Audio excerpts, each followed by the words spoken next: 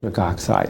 What you can do though is you can take the ingredients that the body uses to make nitric oxide, and you can take the ingredients that will stabilize the nitric oxide, prevent it from breaking down and lasting longer in your body. And so you could do this by taking certain amino acids like arginine and citrulline, and then you can take certain antioxidants like vitamin C, vitamin E. There are many other kinds of antioxidants. And so by taking these different ingredients, these different natural ingredients all at the same time, you will maximize your body's ability to make the nitric oxide. And so that's how you boost your nitric oxide production. In this next part of the American Health Journal, Dr. Ignarro tells us the benefits of using nitric oxide as part of our daily regimen of diet and exercise, as well as how you can learn more about his research, the age-proofing of your cardiovascular system, and his three-step plan to a healthier heart, which he explains in detail in his new book, No More Heart Disease. But first, we spoke with Dr. Andrew Myers about the role nitric oxide plays in our body. Nitric oxide is naturally produced by cells that line the arteries, and those cells producing nitric oxide help to control and regulate the blood flow throughout the body. So when the blood flow is regulated, blood pressure can be lowered, muscles can be delivered oxygen and nutrition much more efficiently. So nitric oxide becomes this important chemical mediator in terms of helping the body do what it was meant to do, to perform better, to function optimally, and in many cases, when you have disease or deficiency of NO, you see big problems, like high blood pressure or even heart disease. The benefits of nitric oxide are many, and they focus mainly in the cardiovascular system, but this also impacts on other systems as well. Because nitric oxide can keep your blood vessels healthy by increasing blood flow, what happens is that the nitric oxide makes sure that all the organs in the body receive the normal amount of blood and therefore nutrients and oxygen that's required. In addition, nitric oxide can interfere with the blood clotting process, and so it can prevent unwanted blood clotting. You know, when people suffer from a heart attack, in many cases this is due to a blood clot that develops in the coronary arteries that feed blood to the heart. By the same mechanism, when a person gets a stroke, this is generally due to the development of a blood clot in the cerebral arteries that carry blood to the brain. And so you don't want this to occur normally. The only time you want a blood clot to occur is when you injure yourself, you get a cut, and you want a clot to form because that forms a plug and prevents the excessive loss of blood. But you don't want those blood clots to occur in a normal, inside within an artery in the brain or heart. So nitric oxide is something we make to prevent that unwanted clotting of blood. When nerves stimulate different parts of the body, they do so by releasing a chemical.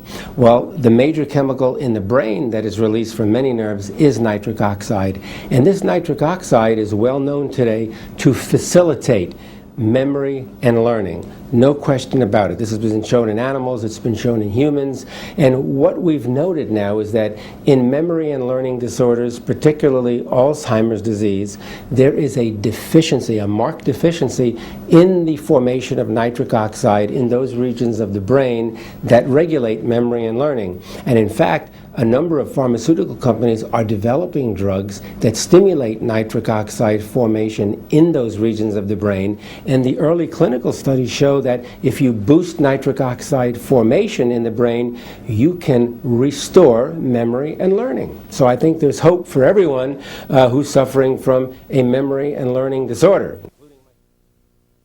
Not only does nitric oxide decrease the blood pressure and protect against heart disease and so on, but let's keep in mind one of the major effects of nitric oxide in the body, and that is to function as a vasodilator. This means it's going to widen or relax the arteries, and when that happens, of course, you're going to increase the flow of blood to the other end. Okay, well, we made an interesting discovery back in 1990 when we showed that the nerves that go to the erectile tissue of men and women actually release nitric oxide as the signaling molecule or neurotransmitter. And before we made that discovery, the neurotransmitter was not known. And if you don't know what the nerves are releasing to stimulate a function, it's almost impossible to develop rational drugs to treat a disease. And so once we showed that those nerves release nitric oxide, one of the pharmaceutical companies, of course, developed a big program to look at that and study that. They extended my research further, and voila, they came up with the drug Viagra, which is the first orally available drug that's useful in treating impotence or erectile dysfunction. And so the way Viagra works simply is to enhance or increase the actions of nitric oxide. Nitric oxide is a vasodilator, which means it's going to widen those blood vessels and lower the pressure within the blood vessels. And it doesn't lower blood pressure if the blood pressure is normal. And that's the beauty about the natural substances present in our body. The nitric oxide senses when the blood pressure is abnormally elevated. And then it steps in to reduce that blood pressure back down to the normal range, not below normal. And it's the most effective substance we have in the body, the most effective hormone to lower the blood pressure and keep it out of the high range.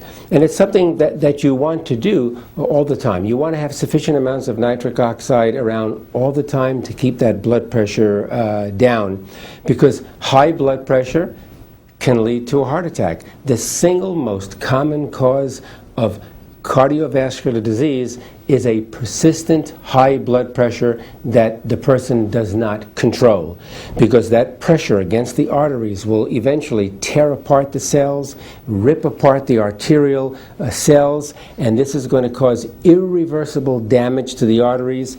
This will start the development of a plaque formation, cholesterol buildup in the arteries. This will begin to precipitate blood clotting, which means you can get a blood clot in the heart, which can cause a heart attack. You can get a blood clot in the brain, which can cause a stroke. So nitric oxide is the body's natural way to prevent all of these things from happening. One of the most common causes of a heart attack or a stroke is the development of atherosclerosis, which is nothing more than an inflammatory disease of the arteries. And this comes about when you have cholesterol buildup. In other words, a bad cholesterol, LDL cholesterol buildup will actually cause a change in the structure of the arteries. The blood will begin to clot. There'll be all kinds of debris clinging to one another, and this constitutes the buildup of plaque in the arterial wall, which can obstruct blood flow, and worse yet, if those plaques become disrupted for any reason, they can travel to different parts of the body, and if they travel to the brain, you can have a stroke. If they travel to the heart, you can have a heart attack. The way the body protects naturally against the development of high cholesterol is through nitric oxide. Nitric oxide functions to keep the balance of the various lipids in the arterial system. So it helps to maintain the good cholesterol and the bad cholesterol at healthy levels. Okay? And so some of your very famous drugs, and I think everybody's heard of the statin drugs. There are many different companies that make different kinds of statin drugs, and they're great in reducing your bad cholesterol. Anybody who has a cholesterol level of 250 or 300 or higher, after taking statins, sometimes that level could be reduced back into the 100 range. And the way those statins work is by stimulating nitric oxide formation in the arteries. So, if you have sufficient amounts of nitric oxide in your healthy arteries, you don't have to take the statin drugs. Nitric oxide